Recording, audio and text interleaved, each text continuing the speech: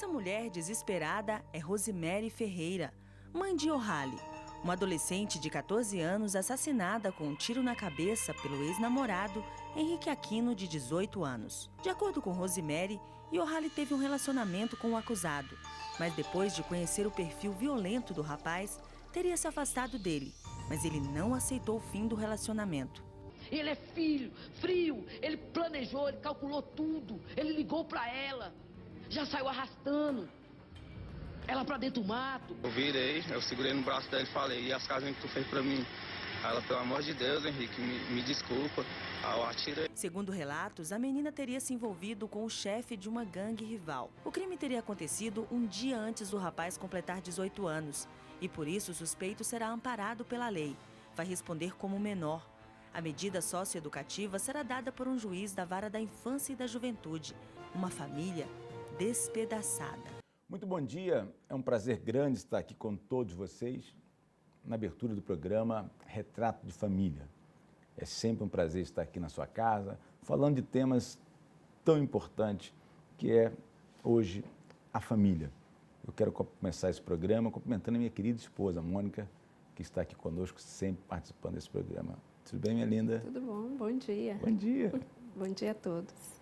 Cumprimentar também a convidada de hoje, a Maria Ivelônia, que é especialista nesse assunto, vai falar também um pouquinho mais sobre esse tema conosco. E daqui a pouco nós vamos ter um testemunho de pessoas que chegaram à Igreja Universal e que tinham problemas como esse que nós acabamos de ver. Ver o desespero desta família, dessas pessoas, ao ver a dizimada vida de uma jovem que, infelizmente, estava na hora errada, no lugar errado. Mas daqui a pouco nós vamos falar um pouco sobre isso. Eu convidei a Maria Ivelônia porque ela esteve lá no dia desse ato, dessa catástrofe, e vai poder falar um pouco mais sobre isso. Maria Ivelônia, existe um debate muito grande no Brasil sobre esse tipo de crime, né? Você é especialista nessa área, assistente social, e você tem funções que lidam com jovens que respondem processo e delitos como esse. A questão da redução da maioridade penal, você tem conceitos sobre isso. O que você pode, sinteticamente, falar sobre esse tipo de coisa que no Brasil é tão discutido? Bom dia. Bom dia, Bispo. Bom dia, Mônica. Bom dia a todos que estão nos assistindo. Bispo, eu acredito que tudo isso reflete a ausência de políticas públicas, né? Nós precisamos investir nos adolescentes, nas famílias, né? Eu defendo que não é reduzindo a idade penal, não é colocando os nossos adolescentes no sistema prisional que nós vamos resolver tais situações. Quer dizer, hoje no Brasil, vocês sabem que eu quero ler aqui um conceito sobre o que é a maioridade penal. Eu vou ler aqui o que diz a lei. A maioridade penal, fixada em 18 anos, é definida pelo artigo 228 da Constituição. É a idade em que, diante da lei, um jovem passa a responder inteiramente por seus atos, como cidadão adulto, e é a idade limite para que alguém responda na justiça de acordo com o Código Penal. O menor, julgado pelo Estatuto da Criança e do Adolescente. Então, são conceitos que diz que um jovem só pode responder por esse tipo de crime a partir dos 18 anos. E isso tem alguns países, Maria Ivelônia, que isso é muito diferente. Você sabe disso, conhece muito desse assunto. Qual a diferença entre no Brasil um jovem só responder por esse tipo de crime aos 18 anos, em países como a Austrália, como tantos outros, tem países que são 8 anos, os Estados Unidos, por exemplo, é 10 anos, outros são 12 anos. Por que você acha que tem que ser tão diferente? No Brasil, alguns especialistas dizem que a lei é muito benevolente, dizer que um jovem só pode responder por esse crime aos 18, enquanto em países desenvolvidos acontece com 8, com 10, com 12. Qual a diferença? Bispo, eu acredito que o Brasil conseguiu avançar em legislação no que diz respeito às nossas crianças e adolescentes.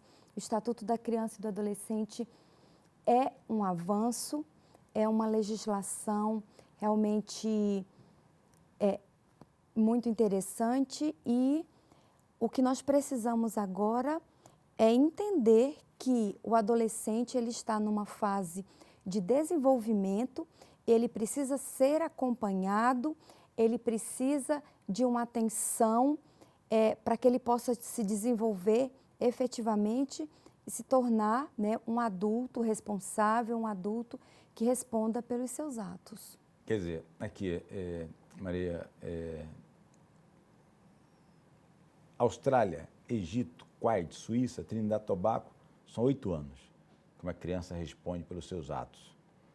Iraque, 10 anos. Malásia, 12 anos. Equador, Israel, Líbano, 13 anos. Espanha, 14 anos. Armênia, Áustria, China, Alemanha, Itália, Japão, Coreia do Sul, 15 anos. Argentina, Chile e Cuba, 17 anos. Você acha que uma idade como essa é muito baixa para esse menor responder por esse ato? Sim, bispo. Eu acredito que muito mais, né, do que pensar na questão da idade é trabalhar para que esse adolescente não chegue ao cometimento do ato infracional, né? E uma vez chegando, nós precisamos trabalhar esse adolescente para que ele possa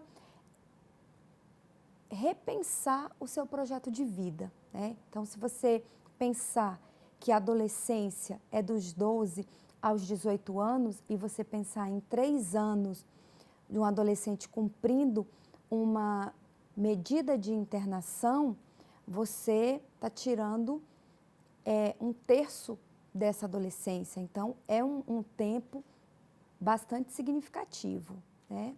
Aqui, Maria Velônia, por exemplo, tem um dado aqui, diz o seguinte: os legisladores constituintes brasileiros, utilizando do critério biológico, dentro do que você está dizendo, consideram que o menor de 18 anos não possui plena capacidade de entendimento para entender o caráter criminoso de atos que pratica. No entanto, no mundo moderno e globalizado em que vivemos, tal postura resta totalmente superada pelos fatos, sendo urgente que se faça uma emenda à Constituição para que a maioridade penal seja reduzida para 16 anos. Frisa-se que os posicionamentos a favor da redução da maioridade penal para 16 anos não são recentes, pois alguns doutrinadores defendiam isso mesmo antes da entrada em vigor do Estatuto da Criança e do Adolescente. Então, você acha que reduzir a maioridade para 16 anos não resolve o problema? Não resolve, bispo, uma vez que nós temos aí, né, o sistema prisional e a gente tem percebido que ele não tem dado a resposta satisfatória. Então, colocar os nossos adolescentes no sistema prisional não é resolver o problema. Nós precisamos parar de querer resolver de forma paliativa as situações. Nós precisamos enfrentar, nós precisamos trabalhar políticas públicas no que diz respeito ao desenvolvimento dos nossos adolescentes, de suas famílias. Nós precisamos agir na causa, né? Nós precisamos agir diretamente no contexto de vida desse adolescente e não apenas colocá-los aprisionados, colocá-los num sistema prisional. Essa não é a resposta que esses adolescentes, que a sociedade precisa para resolver a situação da violência. Então, meu amigo e minha amiga, a senhora que está ligando a televisão agora, é um prazer grande estar aqui com você. O programa Retrato de Família tem esse objetivo, trazer um fato e trazer especialista na área para falar sobre isso. Hoje nós estamos falando sobre redução da maioridade penal. Hoje está conosco a Maria Velônia, que é assistente social, especialista nessa área. E no próximo final de semana nós queremos trazer um advogado especialista também para debater os dois. A Velônia percebe que ela é contra a redução da maioridade penal e ela tem dados estatísticos que provam isso. E teremos um especialista que é a favor. Então isso você poderá tirar as suas conclusões em relação a isso. Meu papel aqui é ser mediador desse debate. Agora é uma situação muito difícil para nós, temos filhos, eu tenho filho, né, linda? Nós temos filhos adolescentes, eu e minha esposa. Por favor, minha linda. Minha esposa Mônica, vocês conhecem, né, está aqui comigo todo sábado participando do programa. É muito triste para nós vermos assunto como esse. Nós temos 3 filhos, um de 27, um de 23, uma de 15. E ver um assunto tão difícil para nós, né, linda, sobre isso. É verdade, é muito complicado, porque engloba, são vários, né, doutora, vários, né, assuntos. Eu acho que começa pelo lar, né, pela família, né? Então, esse adolescente tem que ser tratado dentro da sua casa, né? E isso faz com que você afirma. Esse é o papel nosso, como pai e mãe, dar exemplo em relação a isso. Para não chegar, né, Evelone, à situação do delito, do dolo, do crime, de tudo isso. Para não poder estar aqui falando um pouco mais sobre isso com você. E se você quer uma oração, daqui a pouco nós vamos estar orando por você. O telefone é 2103-4075. Nós vamos a um intervalo rapidinho e voltamos já com você. Peleja, batalha, combate, briga. Lutar para vencer algo ou alguém, conseguir alguma coisa. Todos os dias enfrentamos muitas pelejas no lar, com a família. Peleja contra doenças, contra o desemprego, contra as dívidas. Peleja com os filhos, peleja com o cônjuge. Batalhas que têm sido perdidas. Porque você se esforça, luta, se empenha, mas vitória mesmo, essa nunca vem. Derrotas se acumulam e a desesperança só aumenta. A concentração de Fé e Milagres está fazendo uma verdadeira convocação a todos aqueles que já estão cansados de empenhar esforços sem resultados para uma verdadeira peleja contra todo tipo de influência maligna que esteja atuando no lar. Nesta reunião, você vai aprender que não pode ser passivo, aceitar derrotas e sofrimentos como se nada pudesse ser feito. Você vai fazer da sua revolta um combustível para a sua fé e vai aprender a utilizar esse poder como o melhor e mais poderoso armamento para vencer a guerra que está enfrentando dentro de casa. Serão os 7 domingos da peleja pela família. Não deixe de participar. Você vai aprender a lutar pelo seu lar com a força da sua fé. Especialmente às 9h30 da manhã na Universal da Asa Sul, EQS 212/213, em frente à estação de metrô. Estamos de volta com você participando do programa Retrato de Família. Um prazer grande estar aqui com você. Você pode continuar ligando. Se você precisa de orientação, de ajuda, daqui a pouco eu vou estar recebendo os pedidos de oração. Telefone 2103-4075. Nós recebemos aqui hoje a Maria Velone, assistente social, especialista neste assunto. Maria Velone, muito obrigado pela sua participação. E é um dado importante, esse programa tem esse objetivo de mostrar o retrato da vida, o retrato dessas famílias que estão sofrendo, como essas que nós vimos chorando por esse jovem que infelizmente aconteceu, essa catástrofe com essa jovem que infelizmente foi a óbito. E Maria Velone tem um conceito de poder estar dizendo que prender esse jovem não resolve. E nós vamos estar aqui discutindo isso, ela fala, tem um ponto de vista, depois nós vamos trazer especialistas como ela para falar sobre isso, reduzir a idade penal. Você é contra ou a favor? Você pode mandar um e-mail para mim também, por favor, coloque o meu e-mail. Você pode também responder isso. Dúvidas e orientações, bispovitorpaulo@gmail.com. Você é contra ou a favor da redução da idade penal? Velone, suas considerações, obrigado por você ter vindo, mas você é muito otimista. E eu louvo isso, cada um com o seu ponto de vista. Você também tem formação cristã, você é uma mulher de bem, tem família. Então, o seu otimismo empolga as pessoas que assistam quando você diz que a família é um lugar para cuidar de pessoas que têm um comportamento como esse. Bispo, eu acredito, né, que nós precisamos investir nas famílias. Nós precisamos trabalhar o fortalecimento dos vínculos familiares para que os nossos filhos, para que os nossos adolescentes possam ter um projeto de vida diferente, né, da vida, do envolvimento em ato infracional, né? E com relação aos jovens que, né, estão no ato infracional, nós conseguimos, e isso através de pesquisa, nós conseguimos verificar que isso se trata da exclusão social. A exclusão social, ela tem idade, ela tem cor, isso fica muito claro quem são esses jovens que adentram essa vida do cometimento de ato infracional. Então, assim, a gente precisa volto a dizer que a gente precisa de investimento em políticas públicas para mudar o rumo da vida desses adolescentes. Muito obrigado, Maria Ivélônia, pelo seu depoimento, muito obrigado pela sua participação conosco aqui e concluímos esse quadro, não é, de sempre estar aqui trazendo um especialista para falar sobre isso. Eu quero agora, por favor, a produção coloque o resumo da concentração de Fé e Milagres que acontece todo domingo aqui na Universal da Asa Sul. Vamos lá. Domingo é dia de falar em fortalecimento do lar na Universal da Asa Sul. Uma casa fortalecida garante uma base mais sólida e segura nesta grande caminhada chamada vida.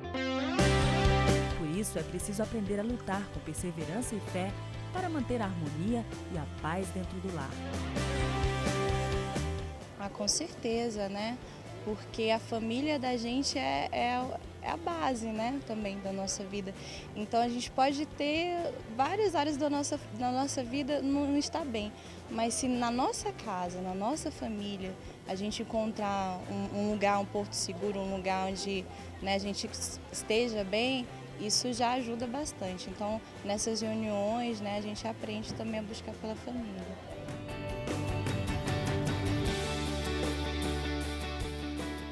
Uma das palavras de ordem da concentração de Fé em Milagres é família. Por isso, nesse encontro, um momento especial é dedicado para buscar por todos os familiares. Os participantes dessa grande concentração de fé estão no propósito pela união dentro do lar. Estão na peleja pela família, uma luta contra o mal para a restauração dessa instituição tão importante na vida de cada um. Tatiane já participou de um propósito como este. Depois dessas poderosas orações, ela percebeu a mudança dentro de casa. Mudou primeiramente a mim, né, o meu interior, a minha forma de agir, de pensar. E por ter me mudado, o meu relacionamento com a minha família mudou, com a minha mãe, porque a gente não se dava bem, né, havia brigas entre a gente, muitas vezes a gente nem se falava. E com as reuniões, as orientações que é dada na reunião, foi mudando isso. E o meu relacionamento com a minha família mudou. Né, a minha vida, em todos os sentidos, foi transformada através dessa reunião. Todos os domingos são realizadas 7 orações. Não importa qual área da vida precisa ser restaurada, pois os resultados atingem todas elas. A concentração de Fé em Milagres é uma reunião completa. Quando você está bem consigo mesmo, né, você consegue ficar bem em várias outras áreas da sua vida. Né? E aí, assim, principalmente a oração da vida financeira, a oração da família, tem me auxiliado muito, tem me estruturado muito. Complementa todas as áreas, né? Vida sentimental, espiritual, principalmente, em todas, financeira também, que antes eu buscava pela minha vida financeira, agora eu já estou crescendo, né? Então Deus está me abençoando através dessa reunião. Na concentração de Fé em Milagres, as pessoas vêm buscar em Deus a solução para diversos problemas e aqui encontram tudo o que precisam. Por isso, esse encontro é tão especial. A gente sai daqui diferente, renovado, às vezes a gente passa por tantas situações durante a semana, no nosso dia a dia, são lutas, né, que a gente enfrenta e a gente sai daqui com uma direção, a gente sabe como enfrentar os problemas do nosso dia a dia, né? A gente sai daqui fortalecido, abastecido para a semana inteira. A importância dessa reunião para mim é a busca, onde eu busco aprender também na hora da palavra, quando eu saio daqui renovado, né? Eu saio daqui mais forte, com mais sabedoria. Então minha semana ela fica completa, né? Na verdade, porque eu busquei algo que às vezes a gente fica cansado durante a semana, tal, mas no domingo a gente pega aquela força, se renova, né? Então, para mim, a reunião de domingo é muito importante. Se eu começar a semana sem vir para a igreja, não sei, falta alguma coisa, sabe? Porque é como se fosse aquele renovo, assim, aquela... Não é um sentimento, mas é uma renovação que tem dentro de você quando você vem para a reunião. Deus fala com a pessoa de forma que Ele dá uma direção, às vezes, para toda uma vida, não só para a semana, sabe? É muito bom. Uma saúde plena, vida financeira estabilizada, paz de espírito, um lar harmonioso e feliz. Quem não deseja tudo isso? O caminho para realizar todos os sonhos que parecem inatingíveis, milhares de pessoas encontram todos os domingos na concentração de Fé e Milagres. Então participe você também e venha ver o que o poder de Deus é capaz de fazer na vida daqueles que creem. Domingo, especialmente às 9h30 da manhã, na Universal da Asa Sul, EQS 212/213, área especial, em frente à estação de metrô. Isso acontece todo domingo aqui na Universal da Asa Sul. Você tem o endereço. EQS 212/213, Asa Sul.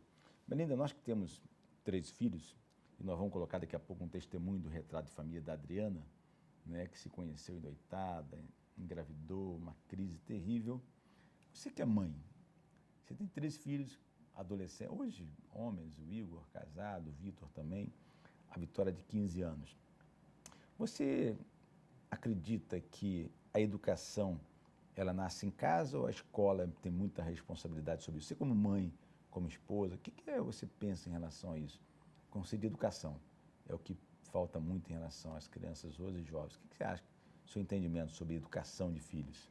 Eu acredito, no meu ponto de vista, eu vejo que a educação ela começa dentro de casa, né? Você impondo limites para o seu filho, para a sua filha, você sabendo dizer o não, né? Porque muitas das vezes é difícil você falar um não para uma criança, mas nós temos, como mãe e pai, nós temos que aplicar isso, né? Então, eu acredito, no meu ponto de vista, a educação ela começa dentro da nossa casa. Quer dizer, você criou nossos filhos, nós criamos nossos filhos, eu sempre acompanhei isso. Nós temos 3 filhos lindos e abençoados e nossos filhos nunca tiveram tudo que queriam. Nós ensinamos, principalmente você como mãe, você ensinava eles a ter tudo que precisavam. Sempre com diálogo, sempre te acompanhei, você como mãe, muito carinhosa, muito amorosa, rigorosa, mas nunca destratando, nunca maltratando, mas com rigor da educação, com rigor do amor. Você sempre amou nossos filhos, sempre.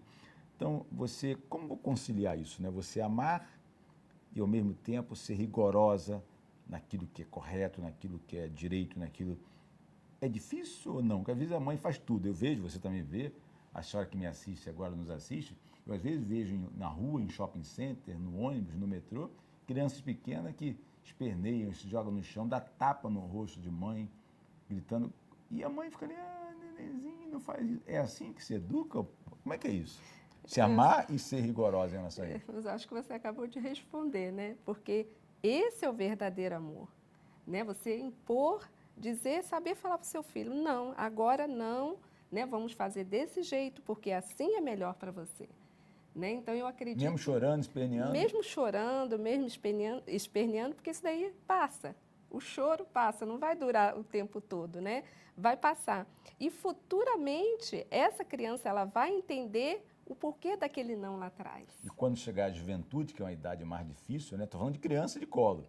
Mas essa criança de colo, ela hoje se bate no teu rosto, agride a senhora, chuta a senhora que é vó, o senhor que é avô, xinga desde pequenininha, e ninguém corrige, ela vai chegar amanhã aos 10, aos 12, aos 14, 15, como impor regras se ela cresceu sem regras, né? Exatamente. E a criança, quando ela cresce, né, que ela chega numa idade da adolescência, se ela nunca receber um não, ela vai achar que a vida inteira dela, ela tem que receber um sim. Isso é complicado, porque nem sempre a gente recebe um sim. E a vida não é tão simples assim. E não é tão simples assim. Nós temos dificuldade, todo mundo tem. A criança ela vai ter na escola, né, no trabalho, na vida profissional dela, ela vai receber não. Então, eu acredito que começa por aí. Então, esse programa Retrato de Família tem esse objetivo de trazer testemunho, de trazer depoimento de uma mãe, minha esposa querida, tem 3 filhos, e trazer de pessoas que chegaram à igreja sofrendo, e trazer pessoas que conhecem bem disso, educadores, professores, doutrinadores, esse é o objetivo do programa. Você agora vai ver o retrato de uma pessoa que chegou na igreja totalmente destruída, a Adriana. Ela pode dizer também para você o retrato da família, o antes e o depois. Uma coisa era o retrato da Adriana antes de chegar à Igreja Universal, outra coisa foi o retrato da Adriana pós-corrente, pós-luta, pós-fé e pós-milagre.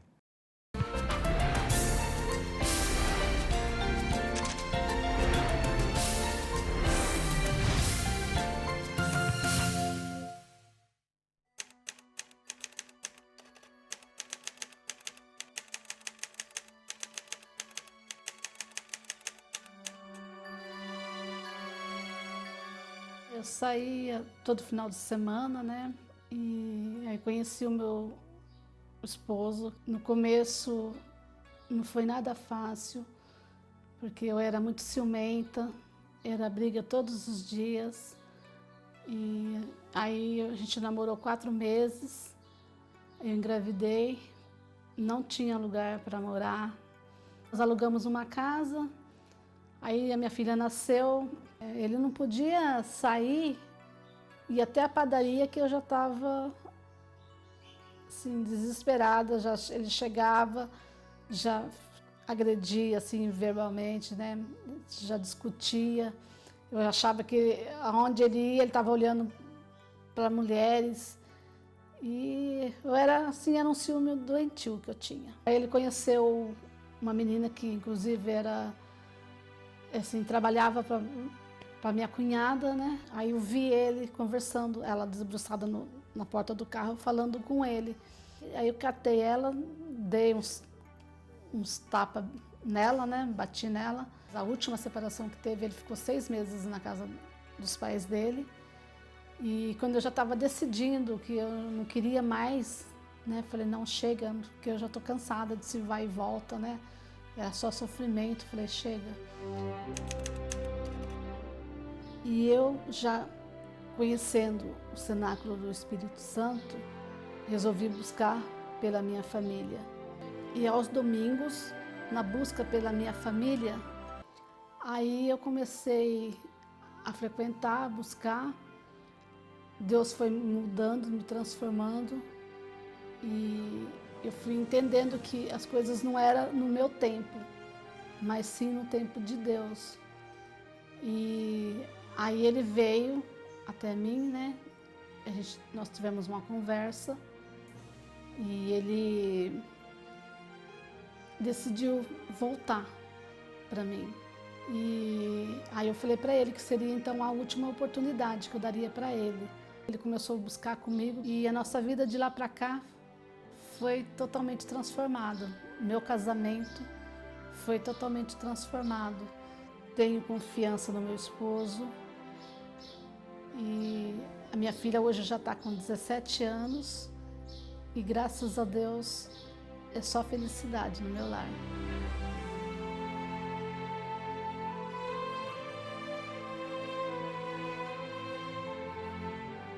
Vamos agora ao momento sagrado. Chegamos ao final do programa, eu quero agradecer a sua audiência e dizer que todo sábado nós estamos aqui a partir de 8h30 às 9 horas.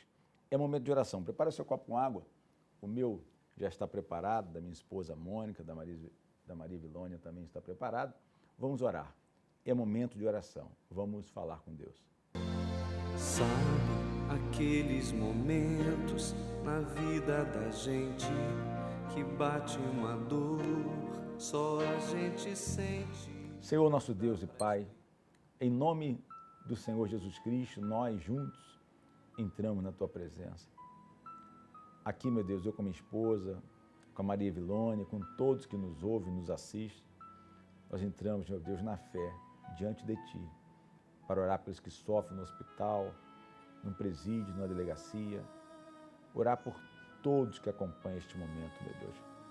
Ah, Senhor Jesus, eu oro, meu Deus, por todos que acompanham, que precisam dessa oração, que ligaram para o programa. Ah, Senhor Jesus, estenda a Tua mão em direção aos que sofrem. Consagra essa água, abençoa essa água, Senhor Jesus, para no momento que essa pessoa beber desta água, que ela receba um milagre, seja curada, seja liberta e seja abençoada.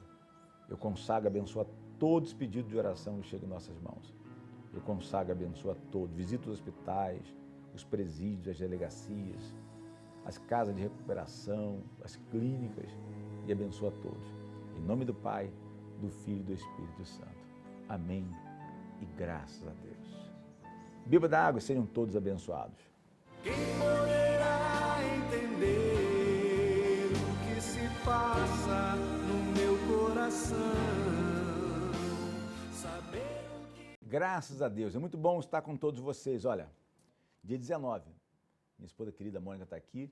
E dia 19 nós temos um grande evento no Nilson Nelson, o Dia M. O Dia M.